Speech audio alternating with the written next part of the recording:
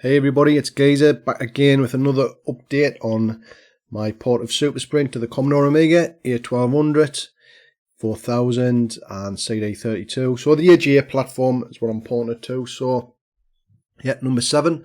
And yeah, I've been working on some of the collision stuff, which is where I said I would start from when I last spoke on development update number 6.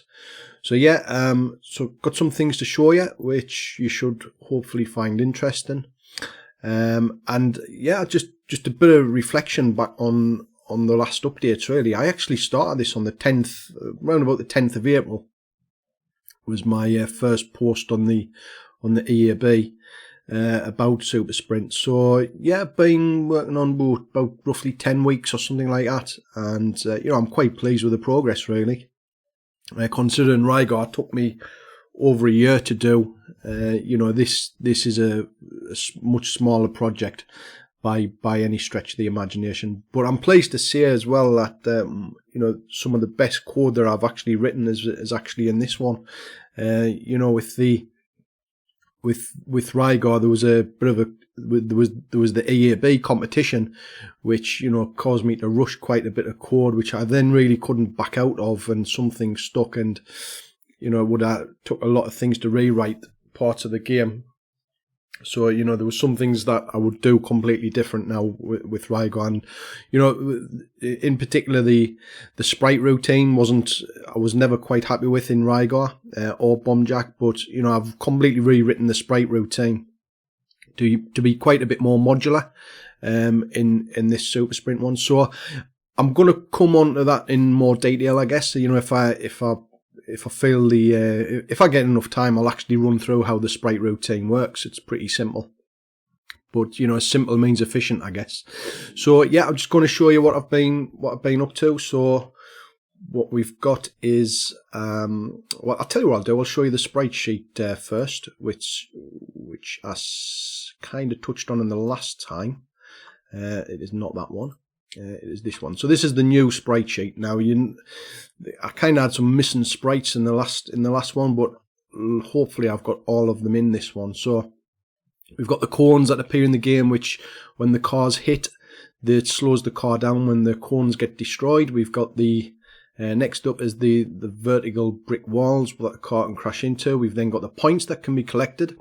We've got the little spinning whirlwind that floats around the display, around the player field, and if your car goes into it, it causes the car to go off onto different angles. We've got the barrier animations here. We've got the oil slick, the mud, we've got the water, and these little bollards that come up here as well. We've got some other brick walls on a horizontal axis this time.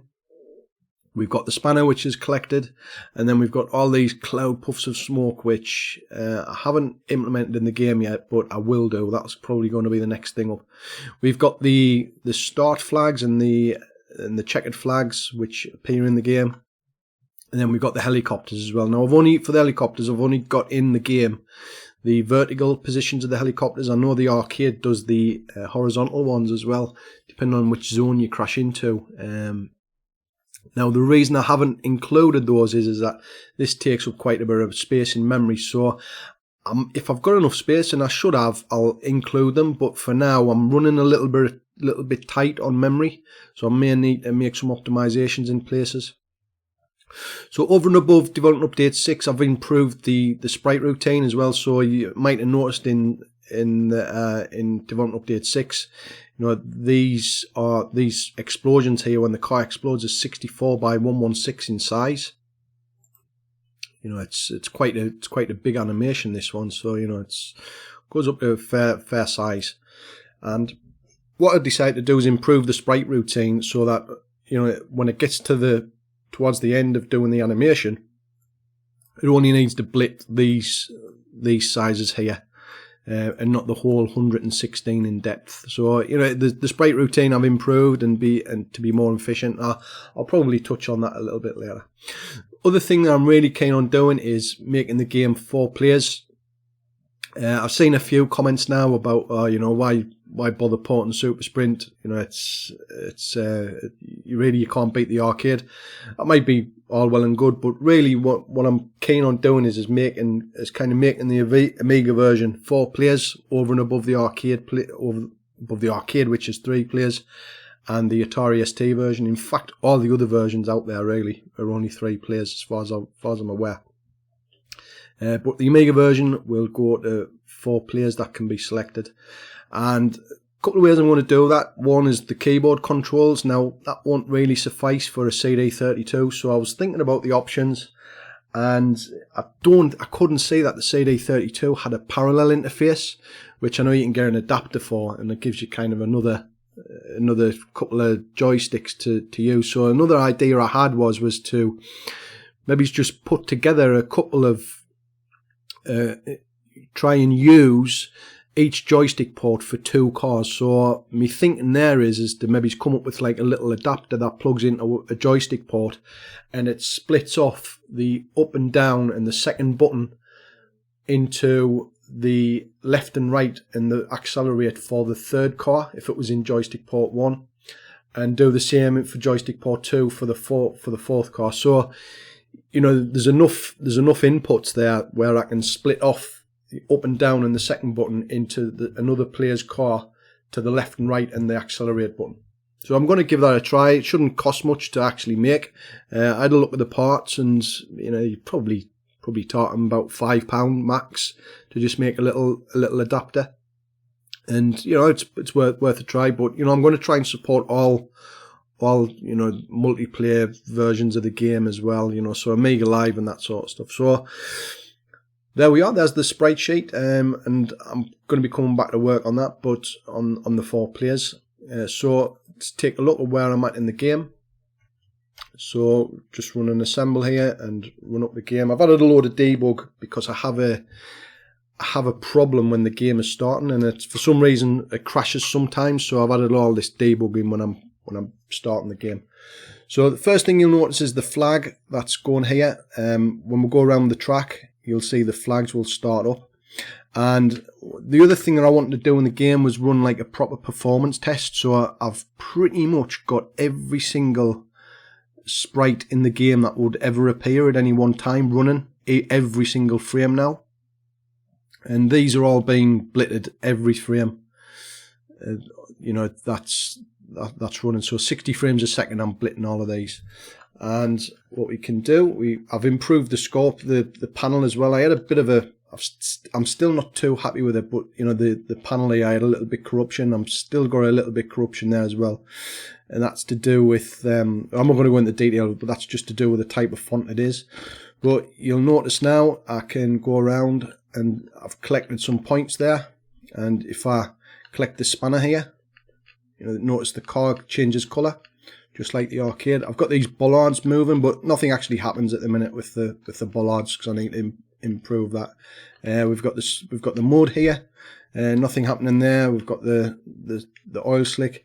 We've got I think the points should be collectible. There you go. So maybe a little bit of improvement on the collision detection. But you'll notice that I can actually hit these cones now, and they should destroy. So there you go. Probably need a bit improvement there, I think. And there you go. There's the flag going around again, as you can see him there. So yeah, I'm really quite happy with where I am with it. Got everything going in the game that needs to be going. You can control the other cars if I want to, just like that. There's plenty still to do with the with the car physics. So I'm just kind of keeping what I've got at the minute. There's a few things that I've noticed in the arcade that the cars do that I haven't got implemented yet, but hopefully that'll improve. But what I really need to do next is get these get the full collisions put in. So I've left those out intentionally until I get so the cars can crash into the walls and crash into these obstacles, and it'll bounce back with the puffs of smoke and stuff like that. So yeah, so that's where I'm at. I guess I can talk a little bit about the Sprite Engine that I was talking about. I'll try and go into that a little bit. So what we've got is, let me take a look. Let's have a look. So game sprite. So each of the sprites in the game are just numbered as we've got there. And what I do when the game starts, I simply put them into the game, and these are the coordinates, the X and Y coordinates, and that is a handler. So for each frame that runs, I call this handler, which is just a piece of code. It's like, I guess you could call it like an event function or something like that if you were doing JavaScript, and then that just adds it into the game, this routine here.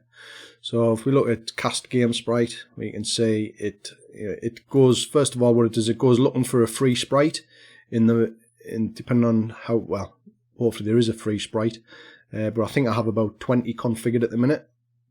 When it finds one, it then just inserts the object, I guess the parameters of the sprite into the game. You know, things like the X size, Y size, frames of delay, the X, Y position. So what it'll do is it'll take these parameters here, and if we were, say, we were dealing with, well, let's have a look. Let's have a look. This, yeah, the little tornado here. So what this says is, this is just like a structure which says, right, from the game sprite sprite sheet, each sprite that's going to be blit will be 32 pixels in size, in 32 pixels wide by 32 pixels depth, and it will update each frame. It will stay on the same frame of animation for 4 frames. So that's what this does. So this is a delay, and I think I briefly touched on that the last time.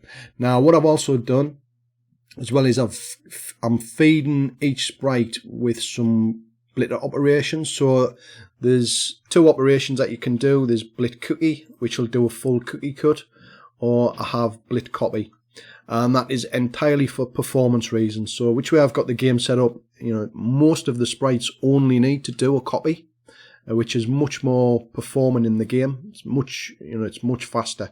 The exceptions to that is the car explosion, where it needs to do like a full blit and full cookie copy of absolutely everything, a full cookie cut of everything. And this bit here, these 4000s that I'm doing here, these are the car explosion frames. So I'm just going to touch on this a little bit. So if we look at the sprite sheet, and I'll just fetch this over, and if we look at the sprite sheet here, what we'll see, just to show you, so the first frame starts at 1184. So I'm just going to see if I can get this all on the same screen, I think, for you. So there you go. So as you can see there, the first frame is at 1184. Tell you what, I'll try and arrange this a bit better. First frame is at 1184. Next frame, which is 64 pixels to the right, 1188. So frame starts there, and it's doing a cut of 116 pixels, and then it's doing this frame here, and then this frame here. And so what these 4000s do for frame, which sets a bit in the sprite number to be blitted, is what it does is it says, right, just cut. If we just look at this one here, which is 1460, it says instead of doing the whole lot of this 64 by 116, it just tells it to do 32 by 32. That's literally how simple that is. And the blitter function just handles that, and it just saves a whole lot. It does save quite a bit of performance in the game. And so what else to show you with this? So those, like I say, the frames of animation. And like I say, if you take the tornado, which is a bit of a much easier example, I'll just scroll up here.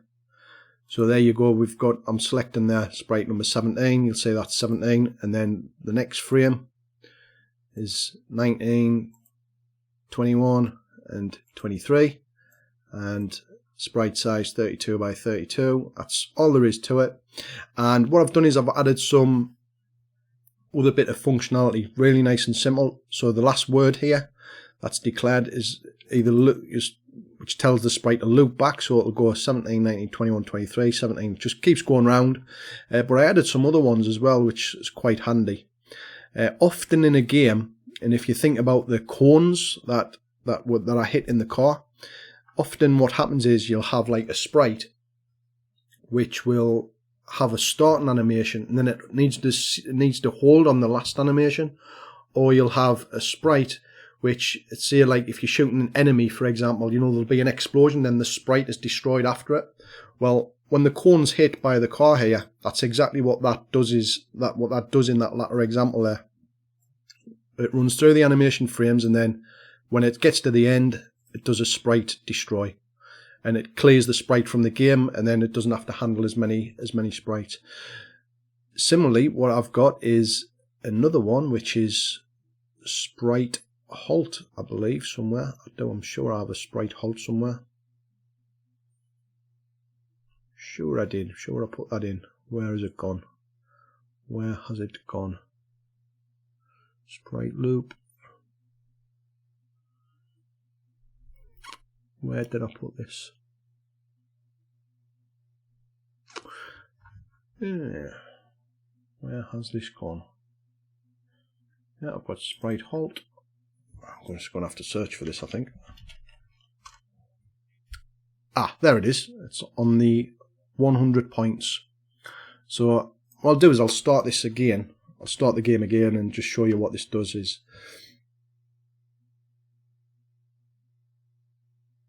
You should see the 100 point sprite. It'll just do like a little animation, then wait there. There you go. You see that? Little sprite animation, and then it waited. So what it's doing is it's saying, right, the sprite is still in the game. It's splitting every frame, and then once I've collected it there, it's gone. And similarly, that's the sprite destroy. Once I hit it, there you go. And that is. So yeah, I've got the little car flashing as well, and everything going which way. Quite nice. So I think that was pretty much all I wanted to show you, really. And yeah, that's just the sprite handler engine there, just handling each of those occurrences. Pretty straightforward stuff. So that was it. Making good progress. Next in the game, I'll be putting those extra collisions in and doing, I guess, just continuing on. So thanks for listening, thanks for watching, and I'll see you in the next one.